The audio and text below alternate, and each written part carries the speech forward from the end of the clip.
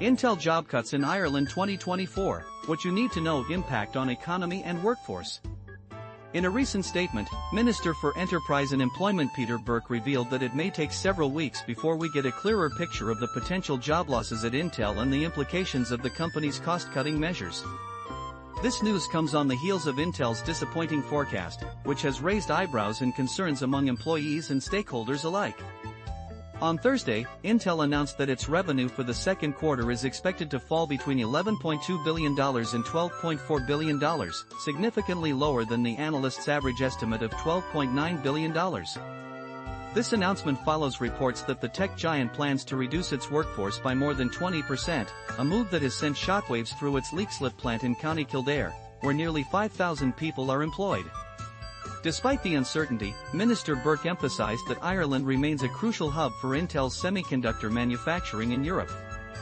He reassured the public, stating, "We don't see speculation around headcount reduction changing this." While the situation is undoubtedly tense for Intel's employees, Burke highlighted the company's commitment to investing in its core business of semiconductor production, which is vital for Ireland's economy. "This is the primary activity in Ireland. My thoughts are with the staff and their families, many of whom are understandably anxious. I will continue to engage with local management and meet with them again next week," he added, showing his dedication to supporting the workforce during this challenging time. The government values its long-standing partnership with Intel and is committed to collaborating with the company as it navigates through these changes. The demand for semiconductors remains robust, which is a silver lining amid the uncertainty. Both Minister Burke and IDA Ireland, the agency responsible for foreign direct investment, have been in discussions with Intel ahead of the financial results announcement. The company's cost-cutting strategy includes streamlining management layers to facilitate quicker decision-making. Although Intel has not yet provided an estimate for the one-time costs associated with these layoffs, it anticipates reducing operating expenses to around $17 billion this year and $16 billion by 2026.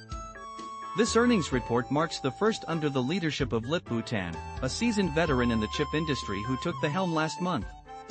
His predecessor, Pat Gelsinger, faced challenges in restoring Intel's competitive edge, leading to his departure after disappointing sales results. In the first quarter, Intel's sales reached $12.7 billion, surpassing expectations. However, the company's weak forecast suggests that the recent uptick in demand may have been temporary, influenced by a surge in orders ahead of potential tariffs from the US and China.